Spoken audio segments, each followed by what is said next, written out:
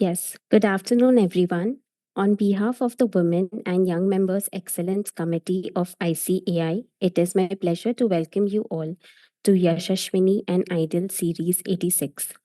Yashashwini and Idol is a Wednesday series of program conducted by the WYMEC for the women CAs and by the women CAs. This series is an extension of the Sky High Symposium, which concluded its 100 episodes.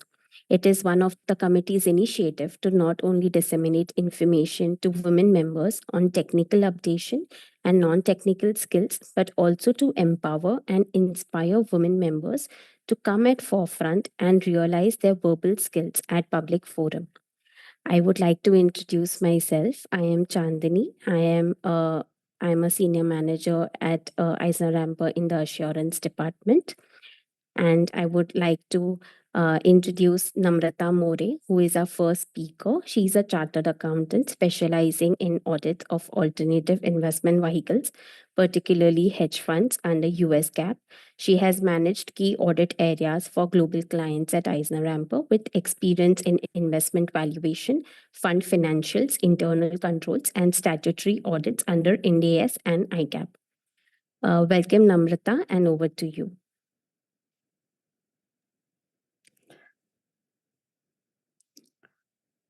Hello, everyone. Let me present my screen.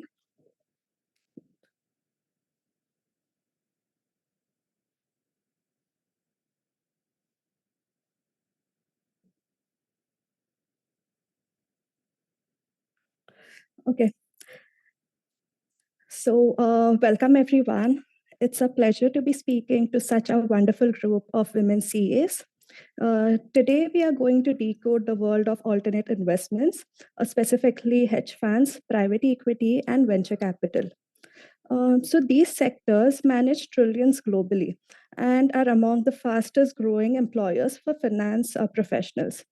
The idea is to simplify how these funds work, their structure, valuation, tax considerations, investor types, and how each of you as chartered accountants can add significant value. By end of this session, I want you to feel confident and excited about opportunities across the alternate investment universe. So let me begin with the big picture. Alternate investments are growing rapidly across global markets, and India is one of the fastest growing alternate investment hubs. I'll call alternate investment funds as AIF as we go forward in the presentation. So AIFs have crossed approximately 11 to 12 lakh crores. Looking at the alternate investments in India, venture capital is strong in high growth sectors like fintech, SaaS, EVs, and AI. Then we have private equity, which majorly focuses on various sectors like infra, it may be manufacturing, and financial services. And they are often into improving operations and governance. We have hedge funds. They are smaller but growing steadily. They are attracting investors seeking diversified strategies. Next point is regarding right shoring. So we have heard about offshoring. Right shoring is something which is less heard of. So let me tell you a basic difference. So offshoring means moving work to another country, mainly to reduce cost. While it can be economical and it can create challenges around communication control or time zones. But in case of right shoring, on the other hand, it is about placing work in the most appropriate location, not just the cheapest one. So it balances cost with factors like quality, risk, compliance, and efficiency, ensuring the work is done where it makes the most business sense.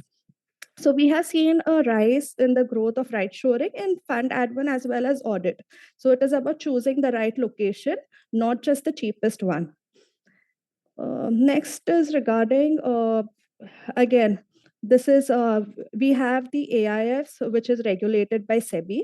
So, and it is classified into three categories. We have category one AIFs, So these categories, I'll be mentioning about these categories in the upcoming slides. So maybe if you could just, you know, uh, if you could focus on this, it will help in the later slides as we go forward. So category 1 AIFs, they invest in early stage and impact sectors such as venture capital, startups, infrastructure, and social ventures. Then we have category 2, which includes private equity and debt funds, which invest in established businesses with long-term capital and without leverage. Then we have category 3 AIFs. So these are hedge funds using trading strategies, derivatives, and leverage to generate absolute returns. So together, these categories span early growth, mature businesses, and market-driven strategies. Globally, US dominates hedge fund and venture capital. Europe is strong in PE. Middle East is emerging as alternate capital hub. And we have observed that Indian CAs are increasingly employed by global funds, especially in accounting, valuation, audit, tax, fund operations, compliance, and many more such areas. Now, let's understand each of these alternate investments. I would like to begin with hedge funds. So, what are hedge funds? So, hedge funds are essentially advanced trading vehicles. They are unlike mutual funds. So, in mutual funds, we try to beat a benchmark. Hedge funds try to generate absolute returns, meaning returns irrespective of market direction. They invest across a wide spectrum of equities, bonds, currencies, commodities, and even derivatives. So their goal is not just to perform with the market, but to outperform independently of the market. Then hedge funds try to make money whether markets go up, down, or sideways. Then the last point is regarding primary goal, which our primary goal is alpha generation. So I'll just break it down for you. Alpha means returns above the market benchmark, and it is independent of market direction. So it is not dependent on whether the overall market is rising or falling. So think of hedge fund as professional traders with sophisticated research. It includes high flexibility and risk managed strategies. In the next slide, we'll understand the structure of hedge fund. So hedge funds are almost always open-ended structures, which means investors can enter and exit the fund periodically, typically on a monthly or quarterly basis. So this flexibility is a defining feature of the hedge funds. Now, the common structures include master feeder arrangements, LP, LLP, LLC formats globally. And in India, hedge funds operate under SEBI's AIF Category 3 framework, which we had discussed in the earlier slide. So now let's understand the hedge fund ecosystem. At the center is the fund manager or general partner who designs and executes the trading strategies and manages risk on a daily basis. And the LPs or the limited partners are the investors, such as pension funds, insurance companies, foreign institutional investors, and high net worth individuals.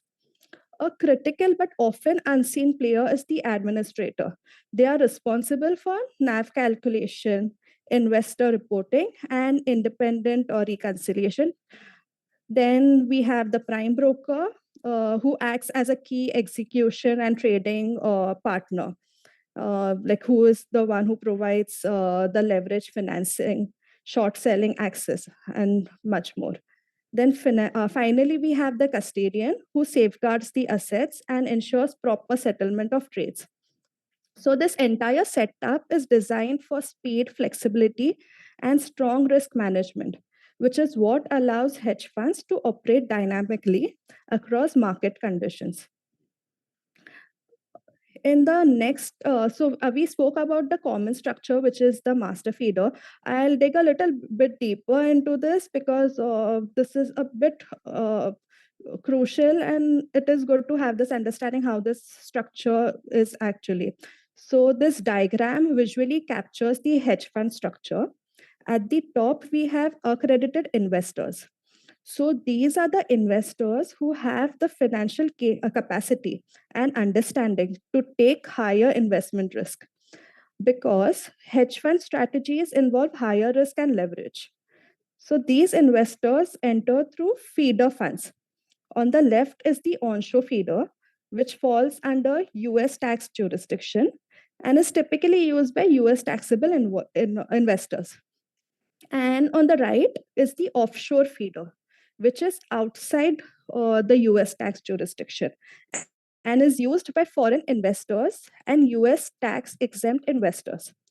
So both feeders channel capital into a single master fund.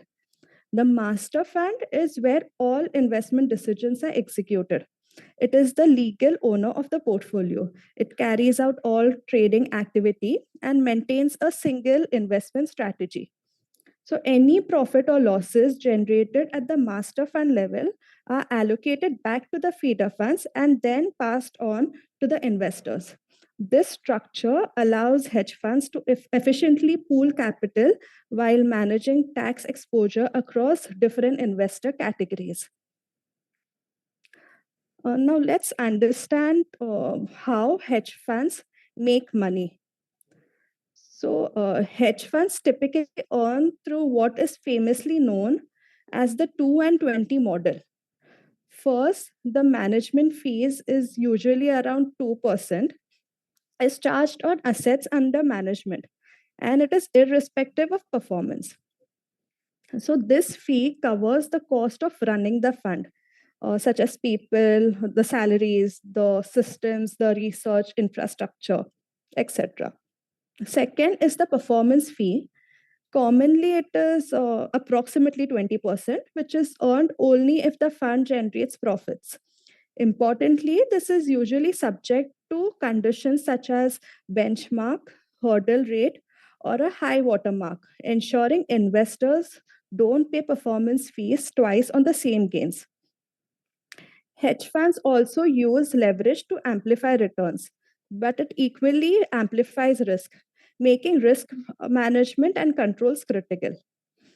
Another concept is side pockets. So these are used for illiquid or hard to value assets. They are valued separately to ensure fairness among investors. Suppose a hedge fund invests in a distressed private company that cannot be easily sold. To be fair to the existing investors, the funds move this investment into a side pocket. So only investors in the fund at the time of the investment share its profit or losses.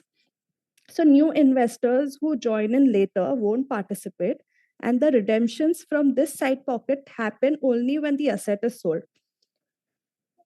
And finally, hedge fund performance is typically measured as the net return for the year, reflecting actual trading gains and losses after fees. Here we'll go through the popular hedge fund strategies. So think of hedge funds not as a single product, but as choosing a way to trade. Each fund follows a specific strategy. One common approach is long short equity. Here, the fund buys stocks it believes are undervalued and shorts stocks that appear overvalued, aiming to profit in both rising and falling markets.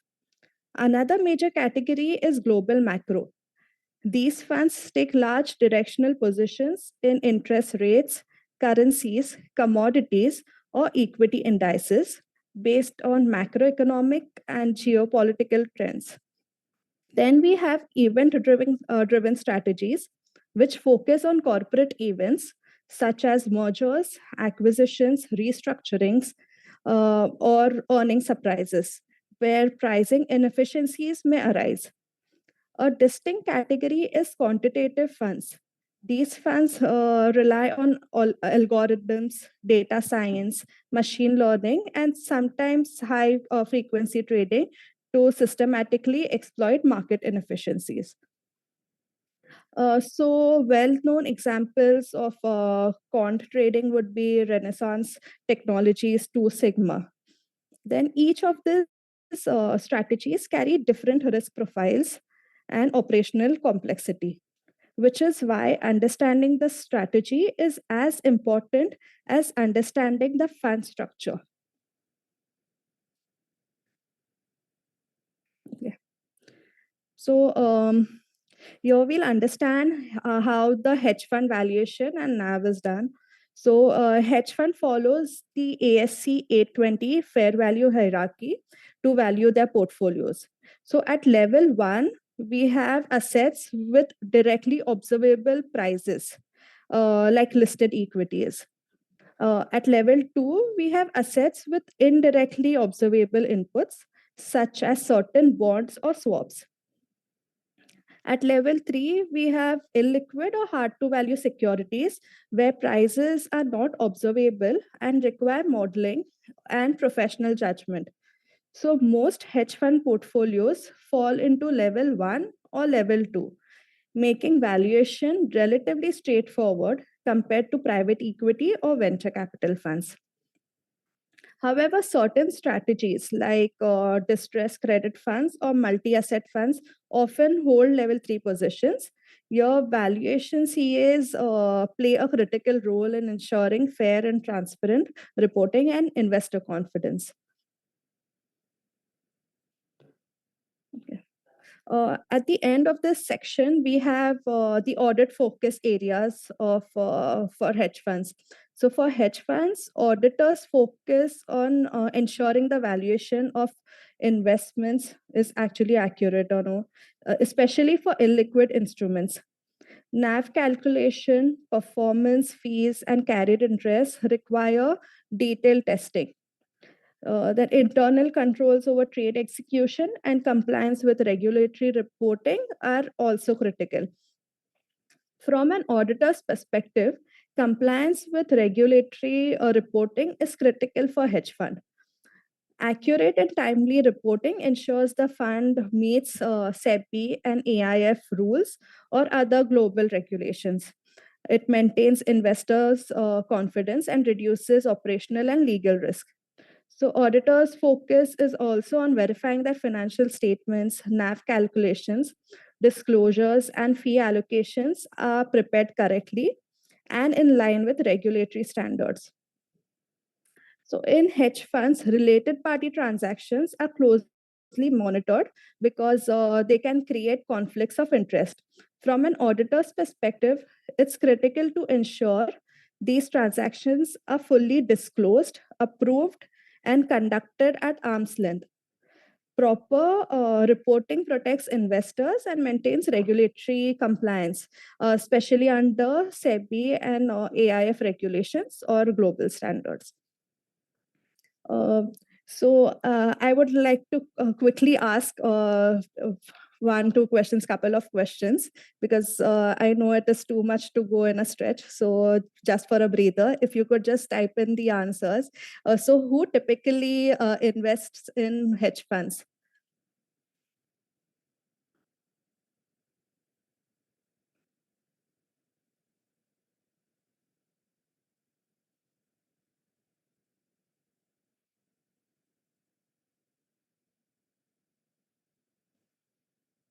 Okay.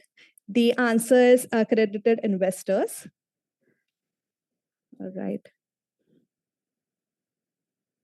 Next question is, can hedge funds make money in falling market?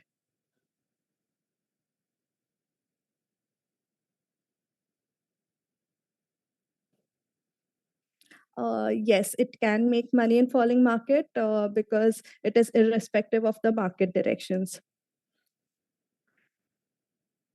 All right. So next section is regarding private equity. So let's go to the next section. Yeah. So what is private equity? Um, I have just jotted down few points. I'll explain them in detail. So it is about buy, improve, sell strategy. So private equity is all about buying, improving, and selling companies for profit. PE firms, I'll call private equity as PE as we go ahead. So PE firms, by controlling stakes in established companies, typically ones that have growth potential, are underperforming and can benefit from operational improvements.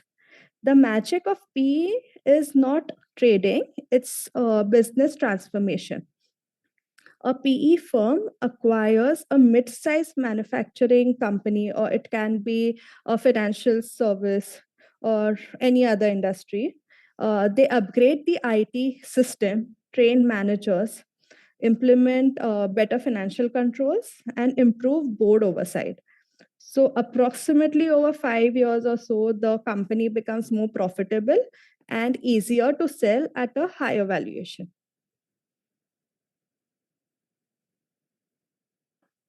Let's understand the private equity fund structure. So they are close ended. So investors cannot freely enter or exit during the life of the fund. In hedge funds, we have open-ended system there. Here we have closed-ended funds. So investors commit capital upfront, but the fund draws down that capital over time. Then the ecosystems look like this. We have the GPs, LPs, and operating partners. So GPs makes decisions and owns a small stake. LPs provide 99% of the capital. And operating partners, they are the experts who are bought in to improve the target company. Then we also have investment committee who reviews and approves deals before they are executed, which ensures governance and risk management. So this is a long-term hands-on investment model. So PE performance is again measured using IRR over the investment horizon, capturing capital growth and distributions. So in hedge fund, we measure the performance on the basis of net returns on the annual basis. In case of private equity, it is measured using IRR over the investment horizon. Yeah. Now, let's understand how PE firms they earn returns. So they earn through several channels.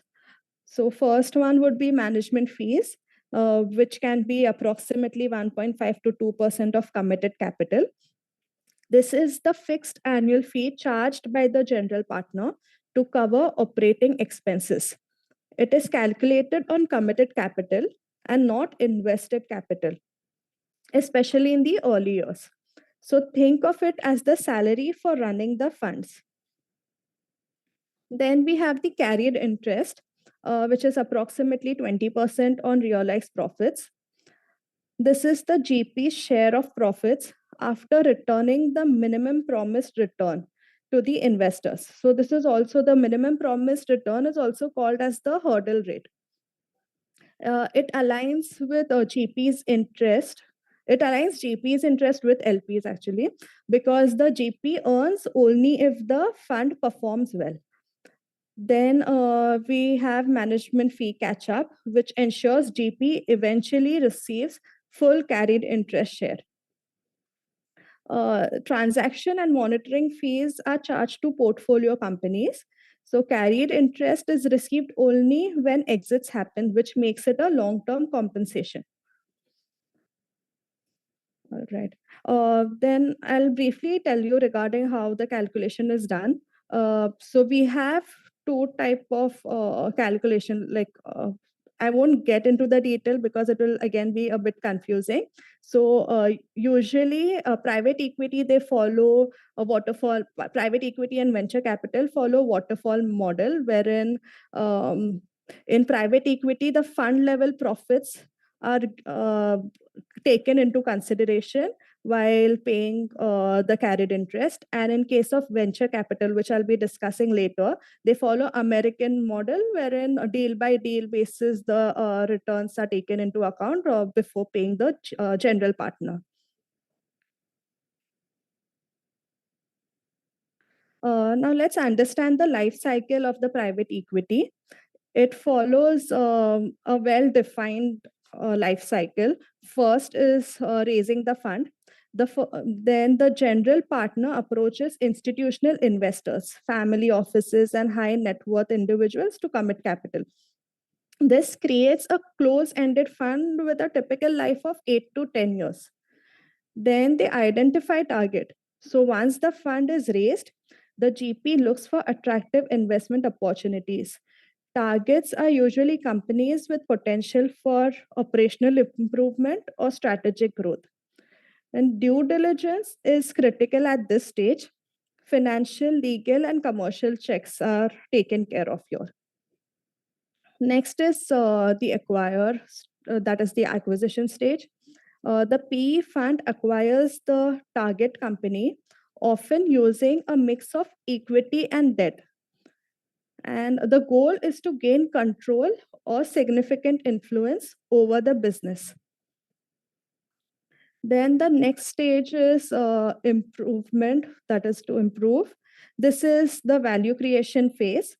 PE firms work closely with management and operating partners to improve operations and reduce cost, and to increase the earnings before interest, tax, depreciation, and amortization.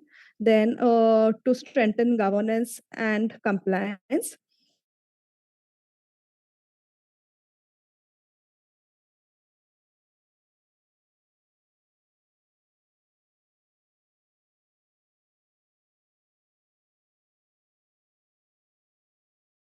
Exit.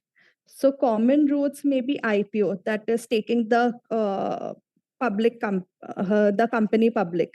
Then a sale to strategic buyer or to another PE fund. The aim is to realize gains from the improved valuation. Then the next step is to distribute proceeds. This is the last step actually, to distribute proceeds to the investors.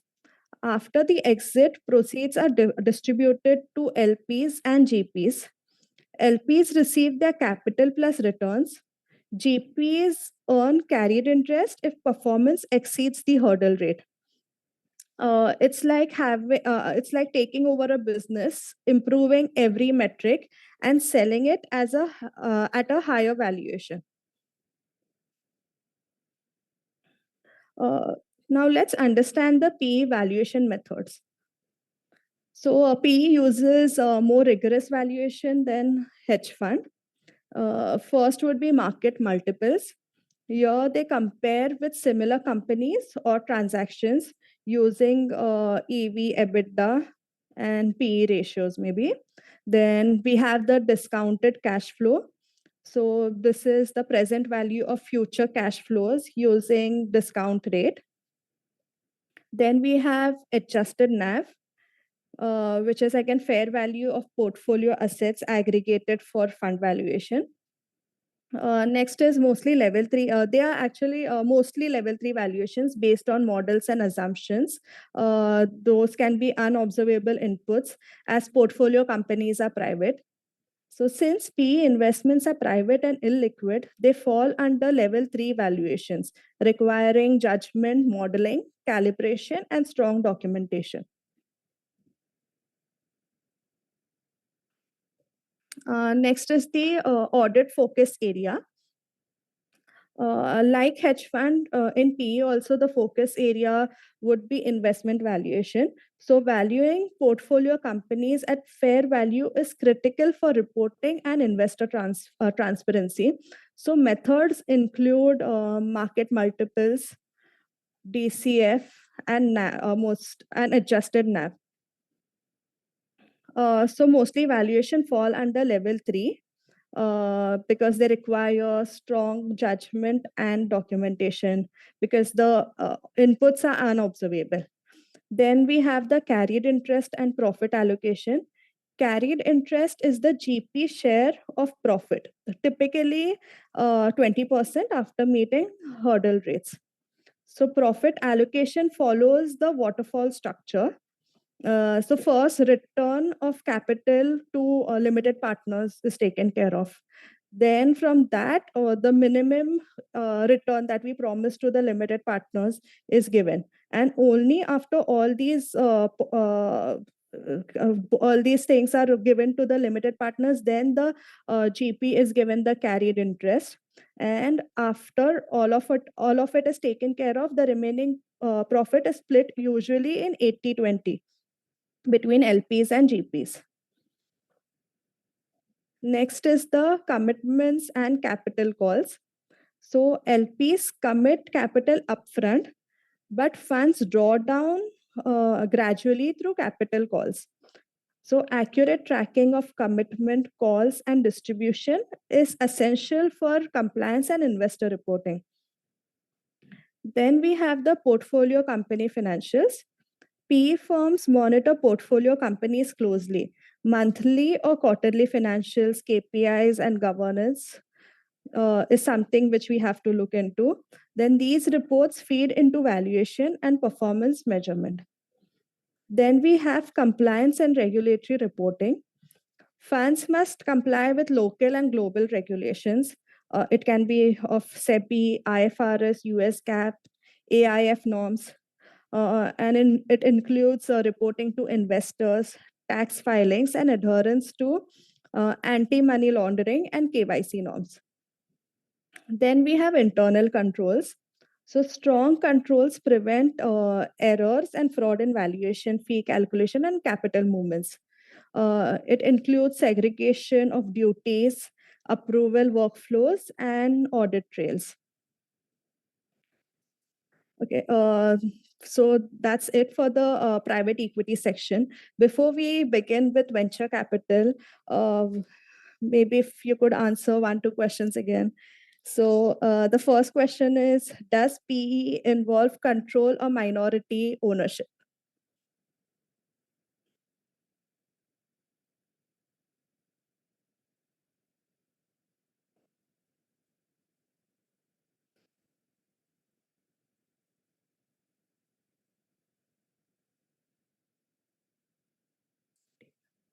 Okay, so it usually involves control and significant ownership. So next would be, how do PE funds exit their investments?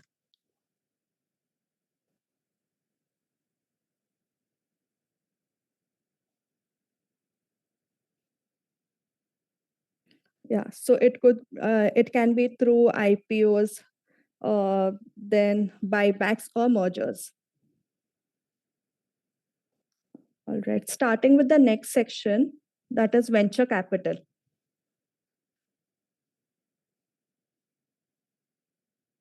So what is venture capital? So venture capital, that is the VC funds, they invest in startups, companies which have high risk, high innovation, and high growth potential. So the goal is not to buy mature business, but to back founders and ideas early at the early stage, nurture them, and exit at a significantly higher valuation. So think of venture capital as the financial engine behind innovation. It could be tech, fintech, AI, biotech, SaaS, renewable energy, and more.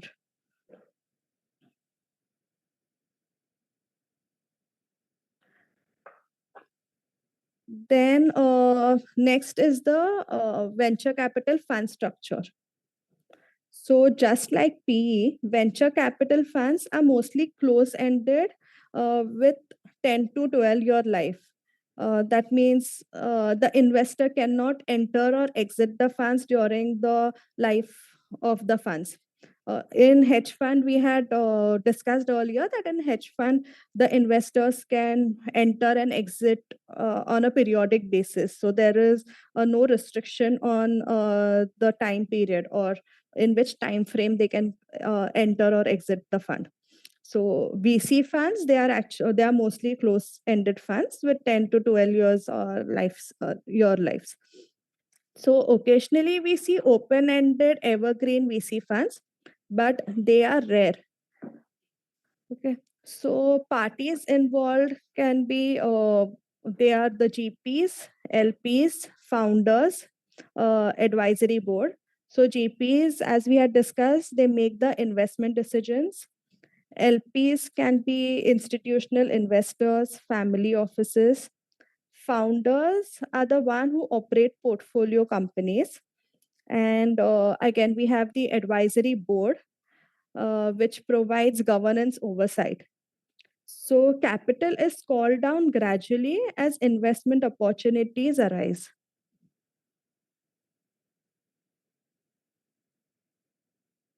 Let's understand the stages of venture capital investment.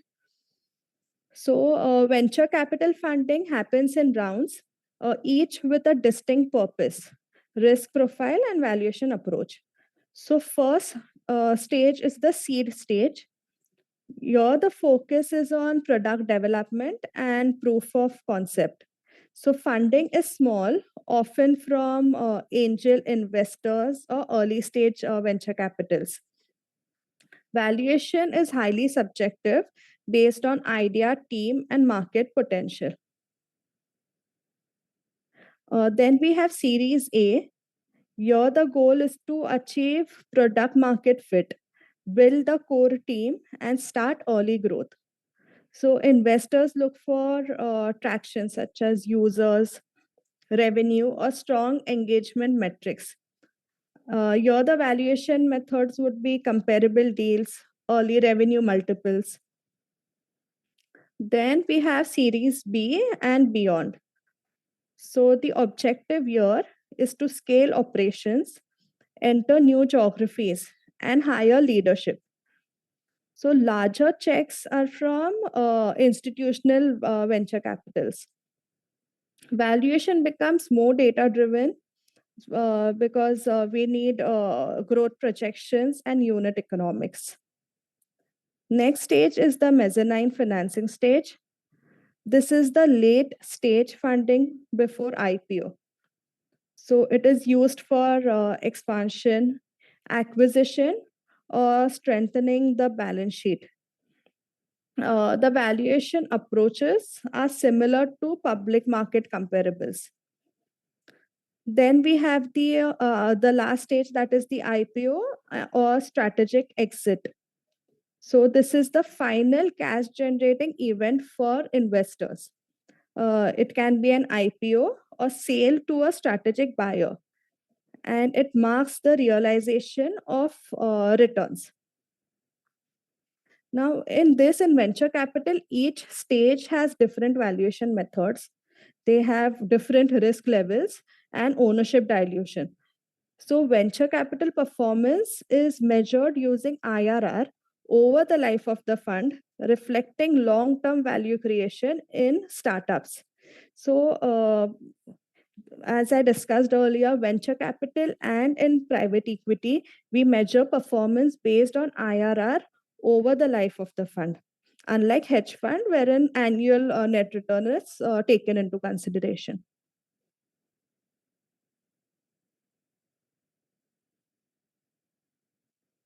Okay, so we'll understand how venture capital funds they earn. So again, the basic way of earning is through management fees, which are on committed capital and not on the capital which is invested. And carried interest is approximately 20%. But unlike hedge funds, carried interest is accrued annually and it is paid only when exits happen.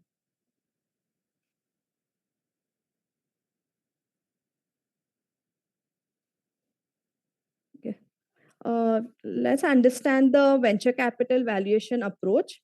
So, valuation in venture capital is the most challenging because early stage companies have limited revenues and uncertain future.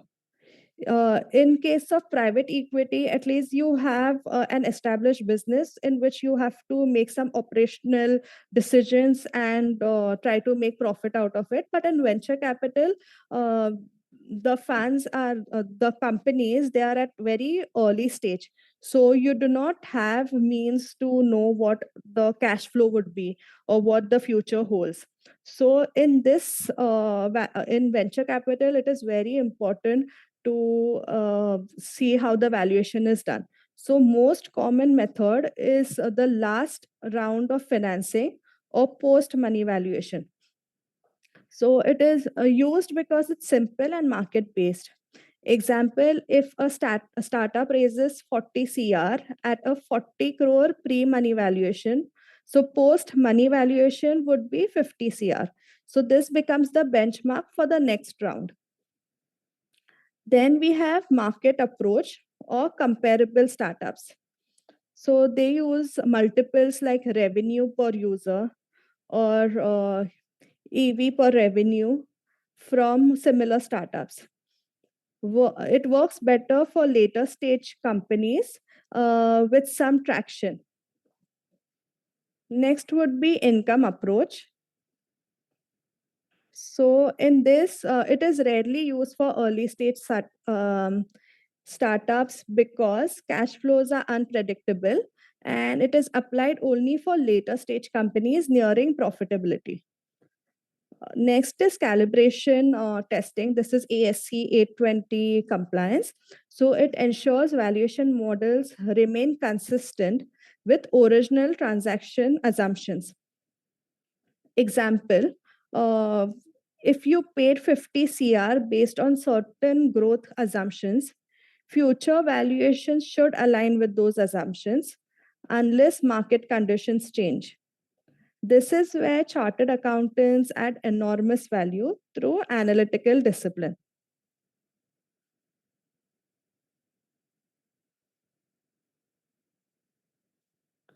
Okay. Now, the focus area would be the capitalization table verification. So here we have the details of the owner, the percentage ownership, the names of the investors, then the dilution.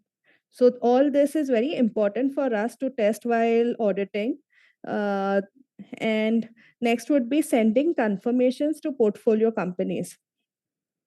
And again, I'm stressing again on the capitalization table because it is extremely critical. So a cap table is it is very critical. So after capitalization table is confirmations, and then we can go to the review of funding rounds, and then would be reviewing COI, wherein it is important for liquidation preference and conversion rights. Then obtaining financial statements and burn rate analysis is again important. Then we should check the board decks for performance insights. And we should also thoroughly conduct independent web searches. And documenting final valuation conclusion is again very critical. So this is one of the most technical areas in alternate investment audit.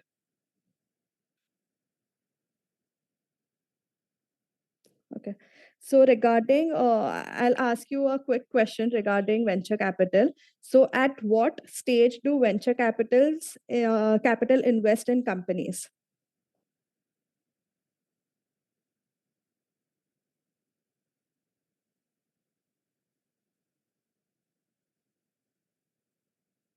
Yeah. So it can be anytime from early stage to the growth stage.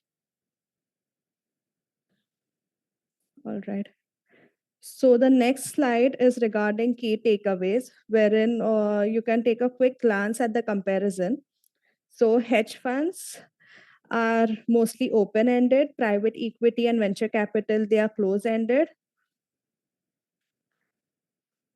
Investments for hedge funds, there are public markets. For private equity, there are mature private companies. Venture capital, they are usually startups. Risk for hedge fund is medium. Private equity can be high, and venture capital can is again high. And the time horizon for hedge fund is short to medium. For private equity, 3 to 7 years. So For private companies, it takes approximately 5 years to improve the operational part, to have strategies in place and to see the results. It takes around 3 to 7 years. In a good case, 3 years is also possible. For venture capital, since these would be startups and at a very early stage, the investor would be investing. So the time horizon can be anywhere between 10 to 12 years. It can be much more than that, or in some cases, it can be less. Valuation for hedge funds, we mostly see level 1 and 2. In private equity, again, 3, because they are the private companies that we would be investing in. Venture capital, again, it is level 3, and that is the reason the risk is high both in venture capital and private equity. Then the revenue model, that is the way of generating revenue for hedge fund, is management fees and performance fee, which is paid to the GP. In case of private equity, it could be management fee and carried interest. And same is the case for venture capital. It is management fee plus carried interest. Then in India, the categories of hedge fund and private for hedge fund is AIF category 3. Private equity is category 2. Venture capital is category 1. And the return for hedge fund is again annual return for the year, on the basis of which performance is determined. Private equity and venture capital, as we discussed earlier, is based on the IRR, which is calculated for the entire life of the fund. All right. And if anyone has to invest in these alternate investment funds, you have to be accredited investors. So these are the investors wherein you have to meet some criteria with respect to net worth. If you have, say, if they say that $10 million or $1 million is the criteria to enter the alternate investment fund, then that has to be met, and these are actually done by high net worth individuals or insurance companies or pension funds. All right.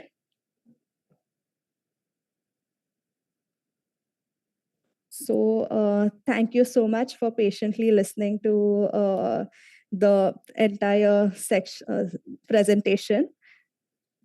And let me know if you have any questions. Happy to answer them. Hi, Namrata. Thank you so much for an enlightenment on equity market and management. It was really very useful to understand the portfolio and everything. Of course, we have a couple of questions. I'll just ask, you can reply that. All right. We have one from Ansul Sukra, Bangalore. She wanted to know, can we get the PPT over email? Yes, I can definitely do that. Okay. Yes. And we have one from Vishnu Priya, Chennai. Credentialed investor. Just he has written that questions. I don't know what is the things. Maybe she can ask the proper question. She wanted to know about created investors. Accredited investors, yeah. Accredited investors. So as I mentioned, so like for us, let me explain a bit more in detail for someone like us who are not aware of how the investments are made. Like before entering this field, even I was not aware, like if I could make an investment into hedge fund or anything. So if you look at the returns of hedge funds or alternate investment funds and mutual funds, the returns are quite similar. So why we say accredited investors is because the risk in hedge fund is very high. So you need to be high net worth individuals. You need to have a net worth above a certain limit, which again differs from location to location. US has a different limit, India has different limits, so I wouldn't specify on that.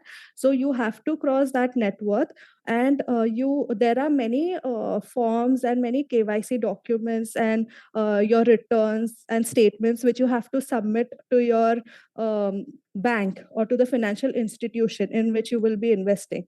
So those are the accredited investors. So you have to meet a certain financial criteria to be a accredited investor. And again, comparing mutual fund and hedge funds, people would definitely prefer mutual funds because it is highly regulated, and the returns are based on market, I understand, but on an average, at least we know, if we go into equity based or debt based, you know, what how much we would be losing. But in hedge fund you can go to zero. And high net worth individuals, they do that because they have hundred of crores, they have invested that already in mutual funds, and whatever is left, they wouldn't mind risking that much fund by putting it in alternate investment fund. So that is the reason there are some criterias, and that is the reason we call them accredited investors. Okay. Now again on hedge funds, we have a questions from Mumbai. Parul Saraf. She wanted to know whether in India it is permissible hedge funds. Yeah, it is permissible. So we need to reach out to the financial institutions, give your income statement, show your bank statement, and we have to prove that we are accredited investors. So there might be clients who would ask us this question. So whenever such question comes up, it is better to check what the limit is, and accordingly we can go ahead with the investments. Okay. We have another questions from Hyderabad, Anupama. She wanted to know FIIs and HNIs, those who have a higher investment capacity, whether they can do. Yes, they can. Okay. And we have from Rabian Tun, and she's from Baroda. She wanted to know how to submit answers. I don't know. Okay. And about the IPO. Okay. From Hyderabad, she wanted to know about the IPO. So IPO, again, there are various trading platforms wherein we can get an idea when the IPO comes. So what the details that we come to know is after venture capital or PE enter into IPO, because it can be like any other normal companies. Okay, what the Anupama wanted to know is whether this FIIS, now you said, no, financial that can be done through IPO or stake sales. Actually, I'm not clear with the question. So, is the question like, can we invest in the venture capital at the IPO stage? No, where the higher investment capacity is. Yeah, that is fine. Yes. Okay.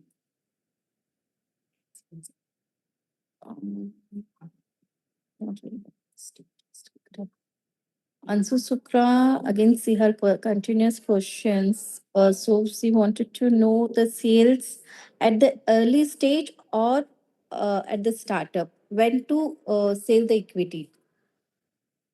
So in private equity, you do not have an option of exit during the fund life. Only when the private equity fund exits, that is when the investor can exit. Okay. And thanks, CCS. Just thanks for this very good session. Thank you. Okay. So much. Many have asked for the PPT, so you can just mail them. Yes, I will do that. We have from Baroda Sim. She wanted to know whether can you share this PDF, because I work in AIF as a tax associate. Okay. So that you are sharing anyhow. Correct? Yes. Okay. Kavya This is for you. Like you have missed the early sessions, but then we are sharing the PDF so you can understand from the PDF. So next questions we have: how to become a credited investors? Where can we get the credentials? Okay, so again, you can go and to be a accredited investor, you have to be you have to have that much net worth. That is the first criteria. And second is there are many financial institutions such as ICICI, we have Citi. So there you have a investment section or a department wherein you can go and meet the executive, get all the list of documents which you can submit, and accordingly they can guide you regarding investments. Okay. Now, as of now, we have these questions. Let's wait for 2 minutes if any other question comes. Otherwise, Yes, we can- sure. Yeah. All right.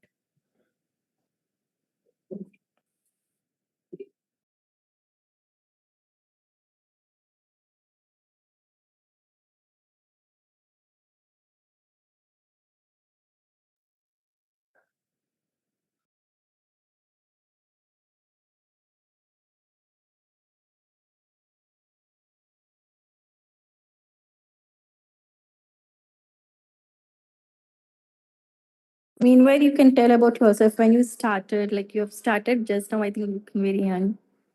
So you're doing No, practice or? no. I'm working with Eisner Amper. I Okay. joined Eisner Amper as a senior 4 years back, and now I'm a deputy manager. Before Eisner Great. Amper, we are into this is a CPA firm which is based out in US, and we have a branch in India. So. Okay. And before Eisner Ampa, I was working with BK Khare and Company. It's a mid-sized firm. So there I was working with Indian companies. So I'm familiar with ICAP, NDS, and now I'm into US practice. Yeah. Okay, that's good. Hmm. So now we have one, but from Ahmedabad, she wanted to know, please share PPT with me. She has given the mail ID. So you Okay. can just actually share the PPT to them. So Okay. that would be great. All right. All right. Okay. Sure. Yes. Thanks, Namrata, Thank for the you so wonderful much. session. Yeah, Thank you so much for being such a wonderful audience. It was great conducting the session. Thank you. Thanks. Bye. Yes. Bye. So, hi everyone, moving forward with our session. So, we have another speaker, and Zalak Parikh. So, CA Zalak Parikh is a fellow chartered accountant with over 10 years of experience. She has specializing in systems audit, income tax, company law matters, and project finance. She is a partner at leading CA firm and actively engaged with ICAI through seminars, publications, and alongside her professional excellence. So, over to you, Jalak.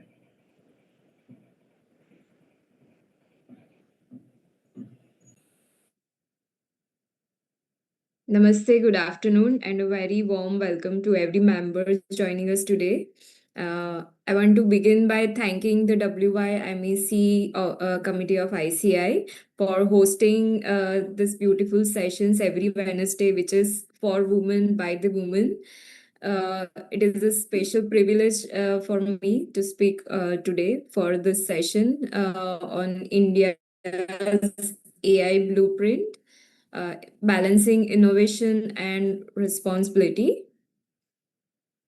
I'd like to share my screen presentation just.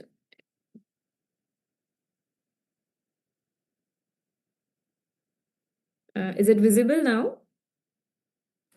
Yes, Jalak, it is visible. Yeah, thank you.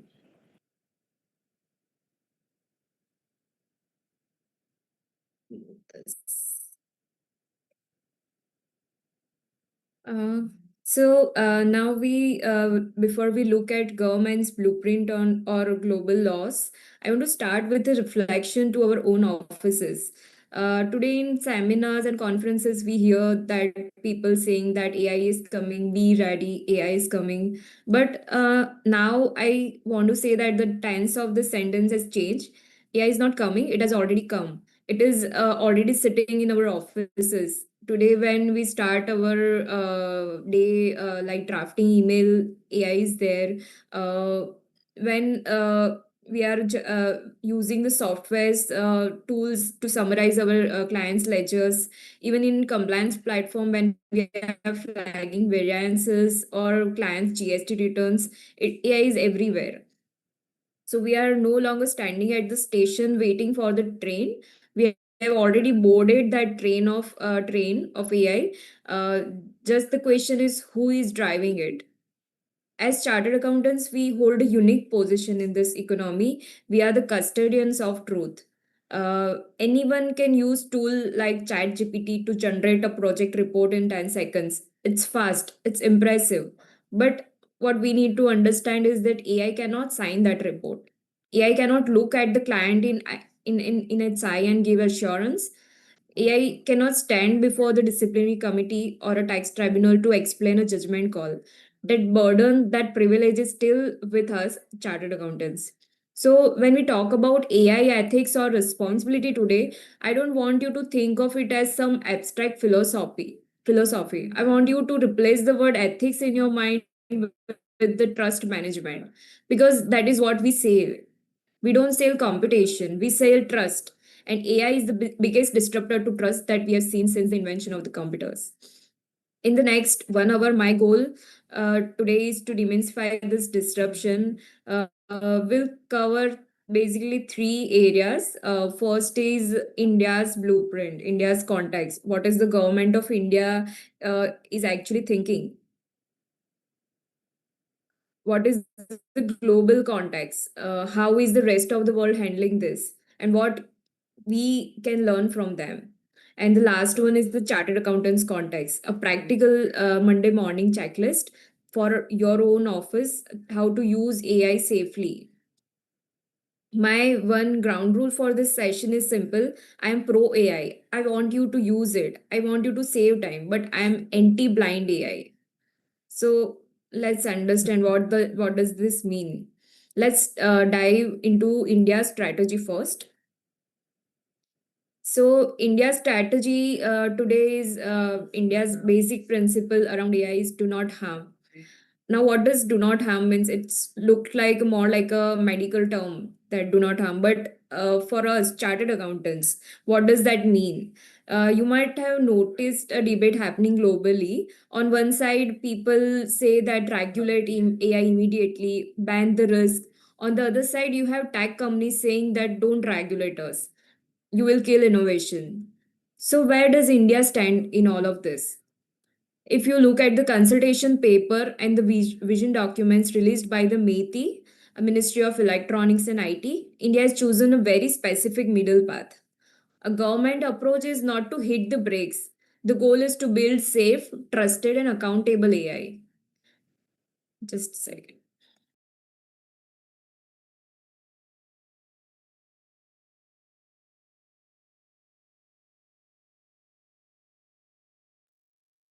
I'm sorry. So the government approach for today is they are like don't hit the brakes. The goal is to build safe, trusted, and accountable AI. They realize that for a country of 1.4 billion people, AI is not a luxury; it is the need of the hour.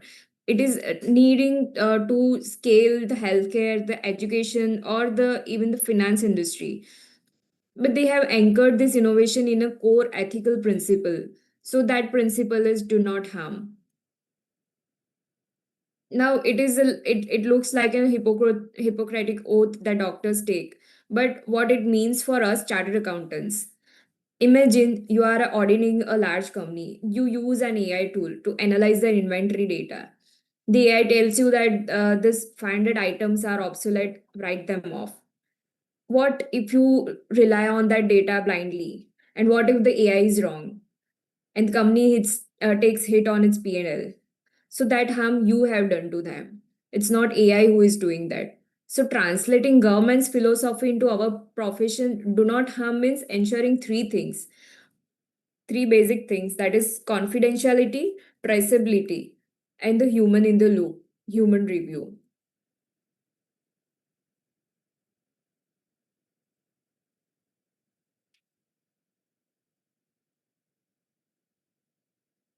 So confidentiality means we are the keepers of clients' hard code truths like their secret documents, their raw tally data, their merger contracts.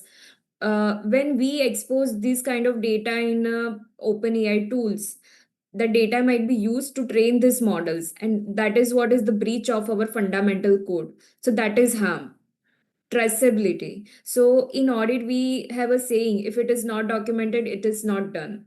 But while AI has come, the saying has changed now that if you don't know how the answer has derived, you cannot trust the answer. We need to know what data went in and how this output has came. We need to understand the algorithm behind this. And the last thing is the human review. We always say human in the loop approach. We always must follow this. This is the ultimate safety net. We can never outsource our final conclusion to a machine. The government is essentially saying go fast, innovate, but put guardrails on the highway.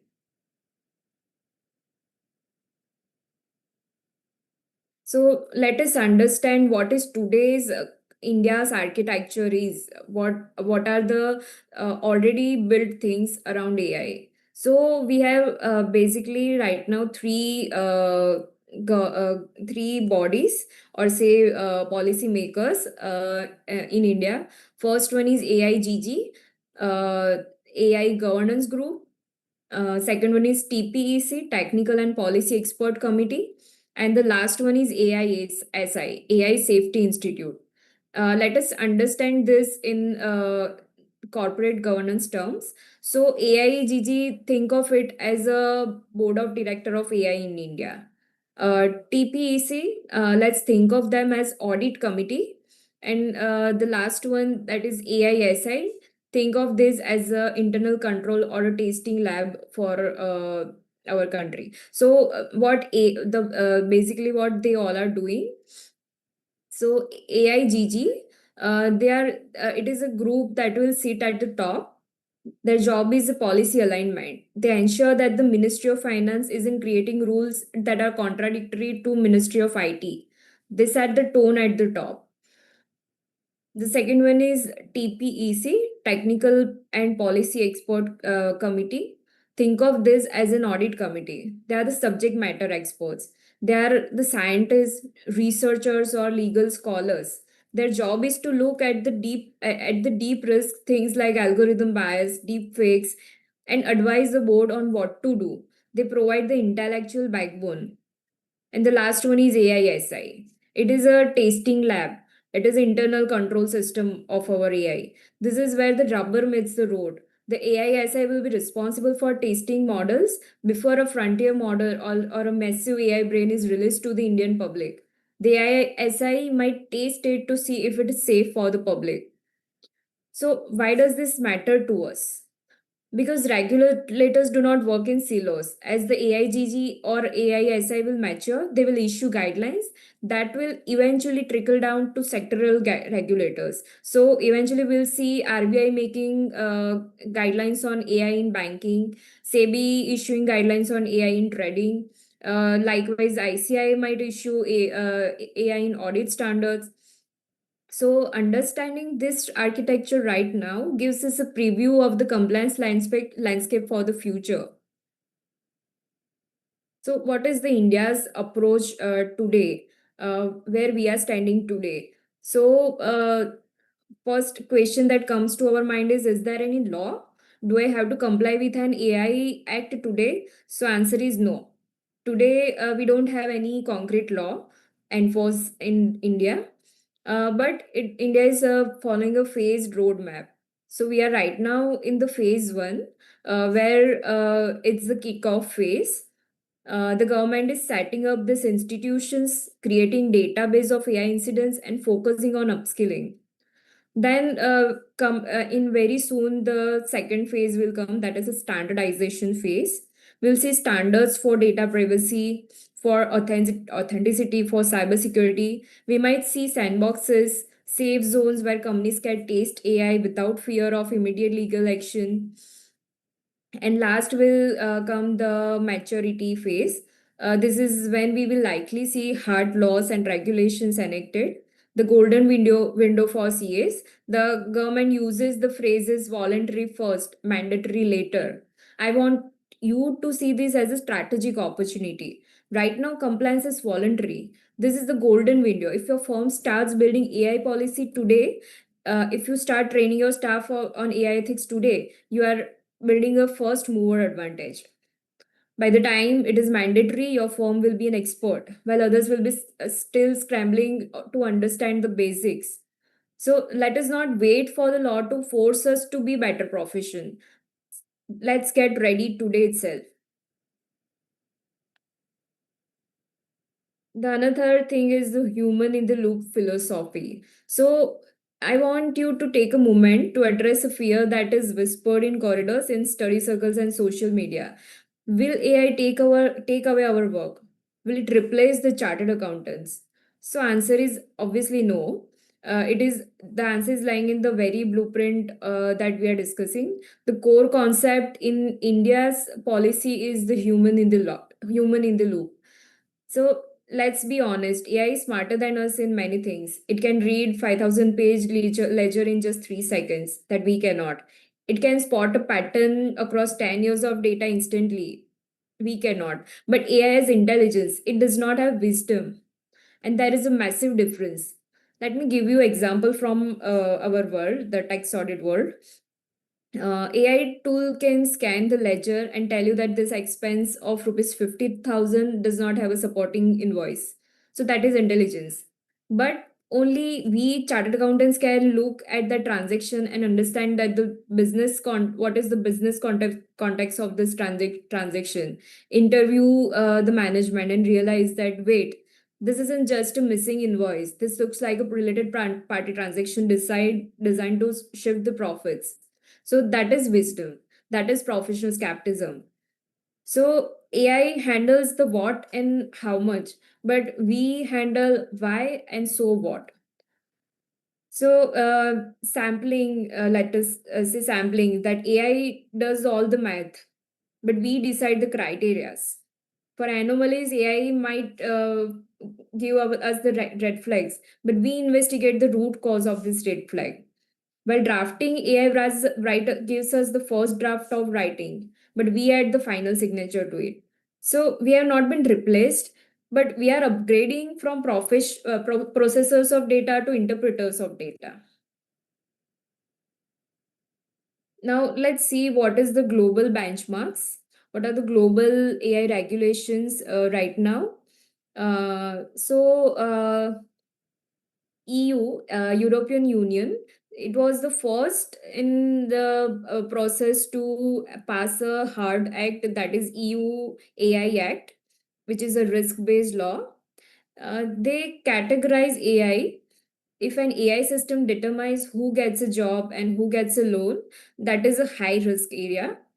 So you have to do a massive documentation, just like your statutory audit, when you are doing this high risk category transaction with the help of AI. So if you have any clients who are exporting softwares to you, they need to know this. The another one is US. They are called the Innovation Hub. The US is taking a very lighter approach to this whole thing. They are relying on the standards. They have a framework, NIST frameworks. So they want companies to govern themselves using the strong internal controls. Singapore, I would say they have a practical governance. So I really admire Singapore's approach. They haven't just written law, they have released toolkits. They've actually downloaded Excel sheets and guides for companies to check their AI governance, and it is very pragmatic. The China, the state control model. The China moved faster than anyone else, as usual, but with a very different motive. It's a fundamental basic for AI governance is social stability. Unlike the EU, which made one big law, China has created specific rules for specific technologies. So they have regulations for recommendation algorithms. So what you see on TikTok, so they have regulations for deep synthesis, deep fakes, as we say. They have regulations for generative AI. So they have specific technologies, specific rules for specific technologies. So standout feature here for us as chartered accountants is this China is introduced algorithm registry. If you build a powerful AI model in China, you have to file the details of your algorithm with the government, just like you file a company's annual returns. So they do not allow the black box to be a secret. So if you have clients doing tech business in China, then warn them. They might be asked to share their IP or algorithm to the regulators. So, and the last one is the UK. They have the agile model. The UK is taking a very interesting stance in all this, which is actually quite similar to India's approach. They decided not to create a new AI regulator immediately. Instead, they are empowering their existing regulators, the Competition Authority, the Human Rights Commission, the Financial Conduct Authority, to manage AI in their own sectors. So UK is also positioned itself as a global diplomat. You might recall the Bletchley Park Summit, where they focused heavily on AI safety for the massive frontier models. Their message is we want to be the safest place in the world to build AI, not the most regulated one. So for CAs, this UK model reinforces that we don't always need new laws. We can just apply the existing laws like auditing standards in our own technology. So common thread among all these different governances that despite these differences, there is one thing that is common across EU, US, Singapore, or even India, that is standardization. So just like we have accounting standard, auditing standard, the world is moving faster towards the standards on AI. So there is already standard 42001 2023.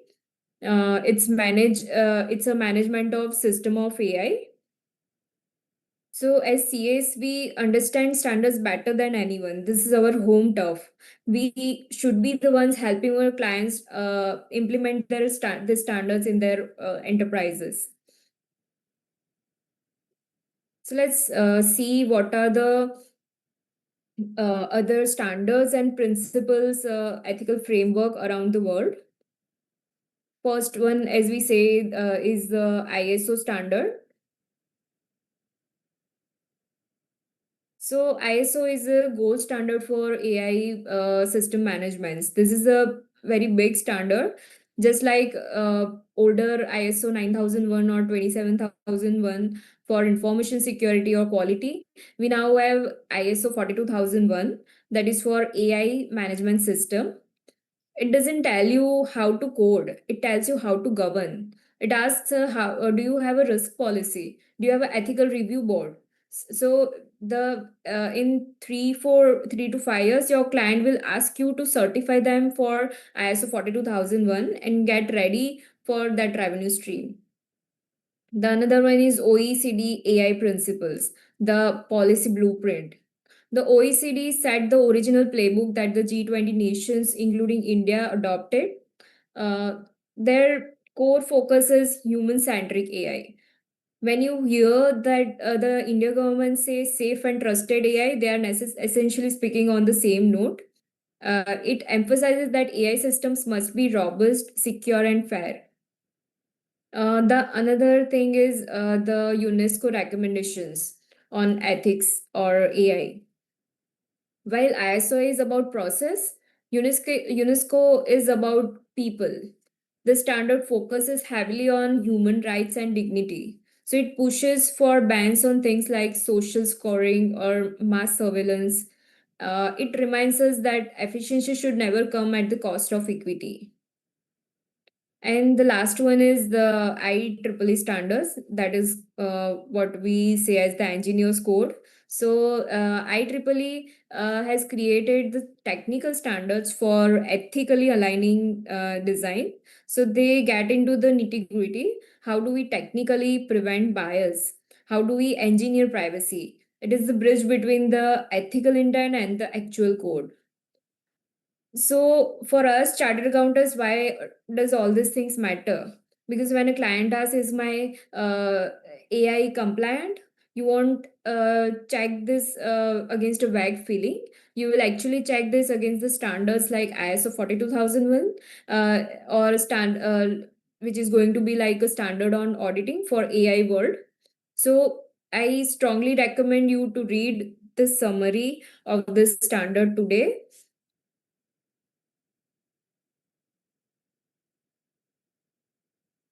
So let's see what is the India's ground on this. What are the legislations or applicable frameworks right now we have to govern this AI ethics? There are four pillars basically.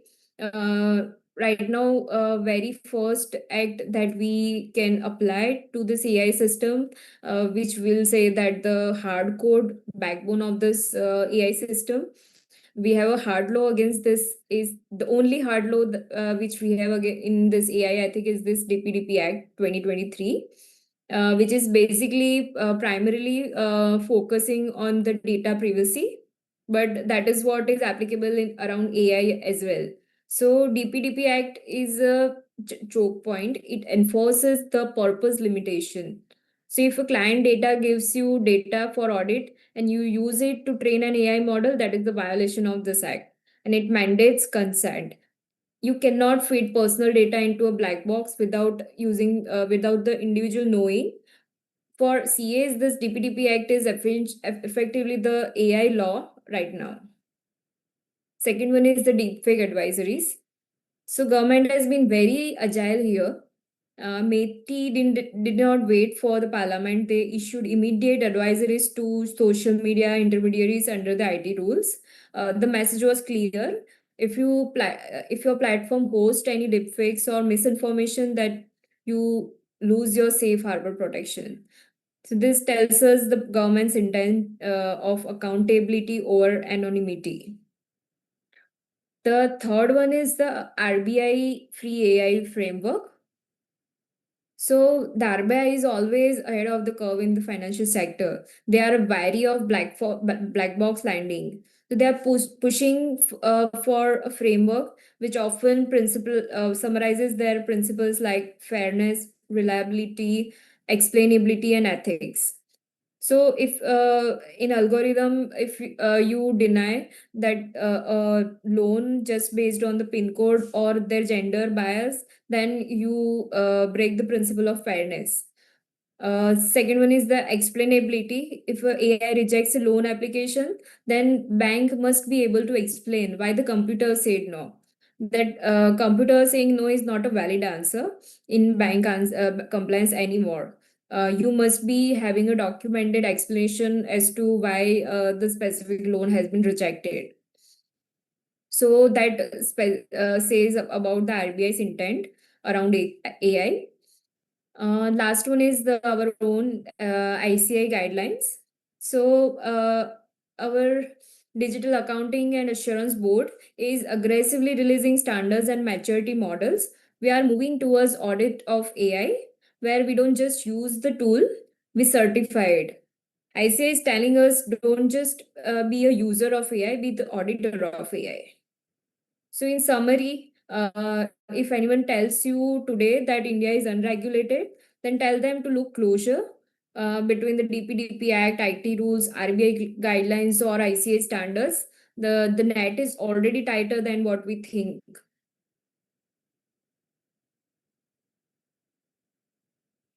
So, what we as chartered accountants can apply in our office today. We have discussed the laws, the standards, and the global picture. But let's bring this down to the ground level. If you go back to your office tomorrow, what should you see? What you should actually see that it is working in your office. So you are on the screen. You see this 5 responsible AI checklist. This is your implementation roadmap. First one is approved AI tool list. So maintain a vetted catalog of AI application authorized for professional use. Your colleagues right now, your articles are likely using free tools they found on internet to summarize client data. This is called shadow IT. It is a massive security risk. So issue a simple internal circular, define the whitelist. Like every time use a paid GPT, use a Microsoft Copilot, or use a specific text software. So explicitly ban the use of unknown or unvetted PDF converters or summarizer tools that might store your client data on some foreign server. Second one is client data protection. So implement mandatory data reduction protocols. As per DPDP Act, we are the data fiduciaries, so we cannot feed a client's raw bank statement into a public model. Adopt the masking protocol. Before any data touches AI, strip the identity. We call it sanitizing client's data. So change client name to entity A, mask the PAN with triple X, or remove the address. Then ask the AI for analysis. So the once output comes back, you can reinsert these names offline. This ensures that even if the AI leaks the data, it leaks nothing identifiable. Third one is the human in the loop. So human review requirement. Establish a firm-wide policy. All AI generated outputs must undergo a professional review. So this is non-negotiable. AI is an assistant. It is not a partner. It cannot sign the audit report. So make it a rule. AI outputs are a draft. If an article brings you a research not generated by AI, they must highlight the specific sentences they have verified. So if they have not verified, you yourself verify those data. So it does not go into the final report until it has been verified by a human. We must ensure that the professional judgment remains as our final filter. Fourth one is the usage documentation. Maintain a detailed record of AI tool usage. In audit, we say if it isn't documented, it's not done. In AI, we say if it's not documented, you are then liable. So create an AI work paper note. So it's a simple memo in the file, like what tools has been used, what was the prompt, how did we verify the output. This document is your shield. If a regulator asks you 3 years later that why you took such position, then this note proves that you have applied your own mind and you just didn't blindly reply on a robot. And fifth one is the bias or hallucination checks. Implement systematic verification process. AI hallucinates. It invents case laws. It invents notification. It can be biased against certain business models. So use these two-pass models. AI generates the context, but a human verifies every citation against the original act or notification. So never trust a citation generated by any LLM model without opening the primary source by yourself. So, in summary, responsible AI is simply a good documentation plus the professional skepticism updated for the 21st century. So, as I conclude here, I want you to leave with this thought that the theme of the session is balancing innovation with responsibility. It is a balance that we as women professionals are uniquely equipped to handle. We have always balanced caution with progress. We have always balanced the details with the big picture. India's blueprint is clear: innovate but don't harm. The global standard is clear: trust but verify. And for us, the path forward is clear. Let us embrace this AI. Let us embrace the most beautiful technology advance that CAs have in this world. But let us never forget that our signature derives its value not from the speed of our software, but from the integrity of our judgment. Use AI like superpower, but wear your ethics like a shield. So that is all that I wanted to say today. I would like to invite questions around this topic.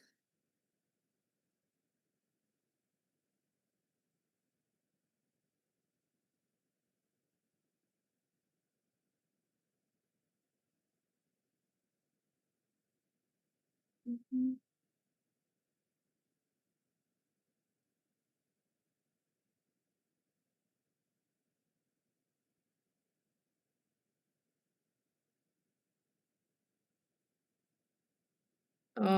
Anyone from the admin team is here? Can we have questions?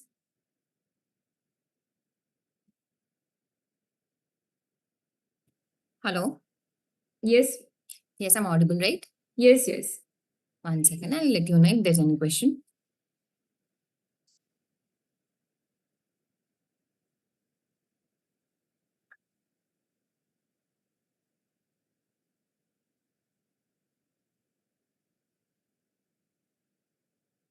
I'm checking. I'm waiting if there's any other question. 1 second. Please give me one time minute. So till that time, I would like to have give some lights or throw some lights on how this DPDP Act, the rules that has been just implemented just 1 month back, how they affect the AI ethics. So while AI ethics feels voluntary, DPDP Act is right now a statute. Since AI eats data for its breakfast, and CAs hold sensitive personal data, these two are inseparable. So let us break down how this existing DPDP rules dictate AI usage in our own office, uh, and how we can meet the compliance of DPDP Act. So, under this DPDP Act, your CA firm is the data fiduciary, the one responsible for collecting or storing the data. And the AI tools like ChatGPT, Claude, Gemini, or text software are arguably the data processors. So, how this Act's principles directly restrict the AI usage? First, they have this purpose limitation section. You collected client data for your audit or text filing, and you did not collect it to train any American AI model. So, if you upload unredacted data into a public AI tool that uses inputs for training their own model, then you are violating the purpose for which the client gave you the data. So, that is where you are breaching the section 7 of DPDP Act. The another thing is data minimization. The act says that you should process only the data necessary for the purpose. So feeding the whole PDF of a bank statement into an AI when you just need to analyze one page is a violation of minimization.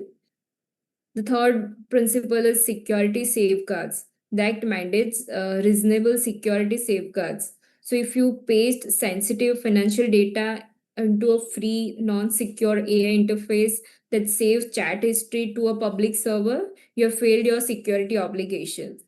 And the last one is the accountability. If AI leaks the data, then your CA firm is liable to the data protection board, and you are not to the OpenAI or any Microsoft or any private company.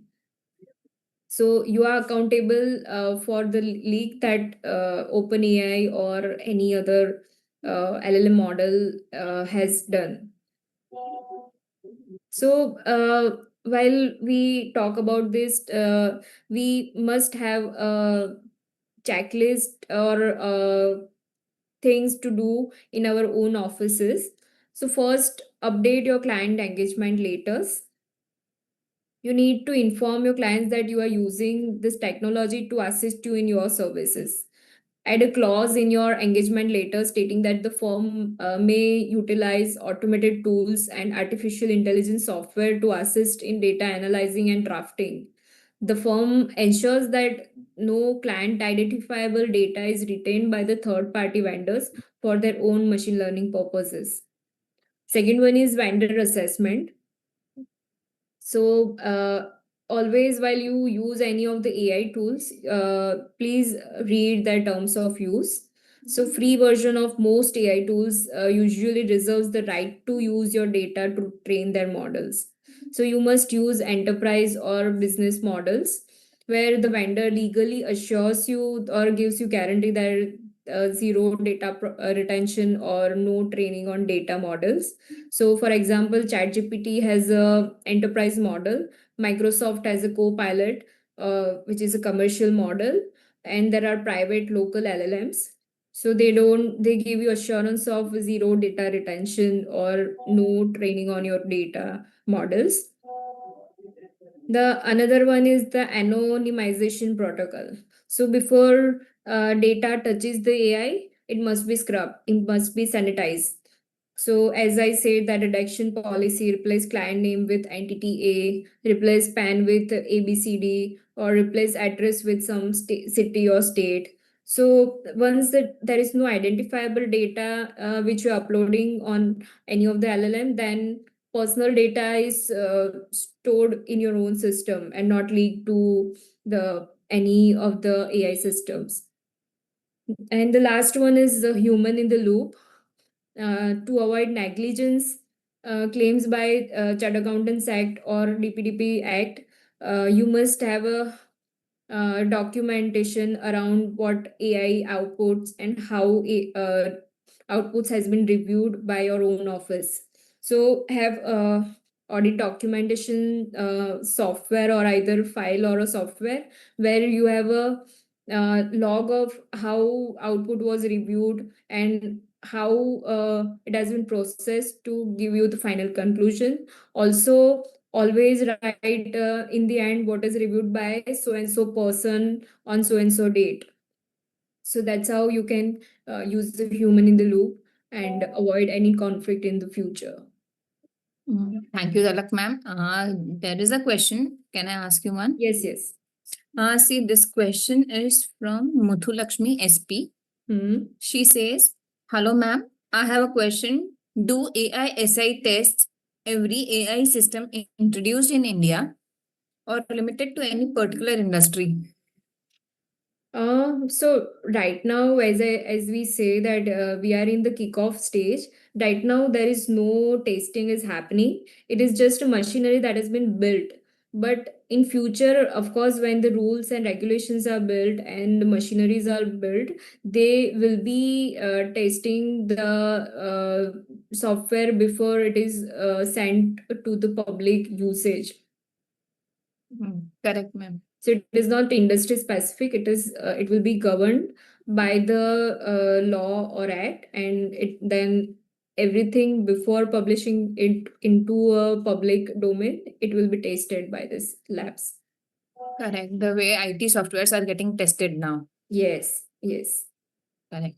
Ma'am, there's one more question. The question is, can you use on-device AI models by Christy Maria Babu? Can you use on-device AI models? I understand if you are saying that you use a ChatGPT app downloaded in your device or not. Is that that is what I understood. Like as I said that ChatGPT, if you are using on your own desktop or your own laptop or your own mobile, is equivalent to using it on a on your web server. But if you have a enterprise plan or a business plan of ChatGPT, then it gives you some shield over using it on a public domain. Like you can rather opt for using a business model of the ChatGPT or use it with keeping in mind that you are not leaking the client private information on this public LLM models. Yeah, important information, yeah. Or you can also use private LLMs. You can download softwares like Olama, which helps you process your data in your own desktop. And rather than using a public GPT LLM models, you can use your private LLM models that are more secure. Ma'am, I'm waiting for if you have any other questions. Yes.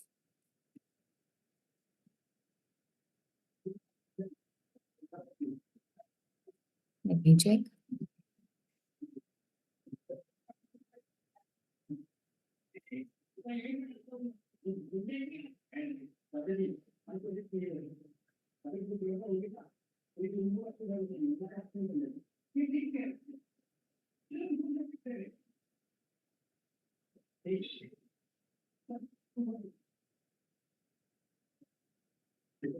Ma'am, there does not seem to be any further questions. So I think because there are no further questions, I think we can end the session here. And I still am waiting 1 or 2 minutes. Yeah, no question is coming in. Ma'am, this was really a wonderful wonderful session, and thanks to our wonderful speaker, the CA Zalak Parekh, for apprising us, and also my gratitude for all for taking time to join the session and making it successful. Thank you so much. Ma'am, one more thing, one more question which has just come. Data processed offline within the laptop does not require internet like LLAM. Private LLM. Yes. Private LLM. Yes. So yeah, that is the safest option we have. If you download your LLM library into your office and you get this done with some technical knowledge, or you can apply it with the help of ChatGPT itself, how to use private LLMs in your own desktop. If you can do this, this is the best option we have right now. So in that case, no data is leaked into open source or open LLM models. So data stays with us in our office. So that I think is the safest AI practice you can use in your office.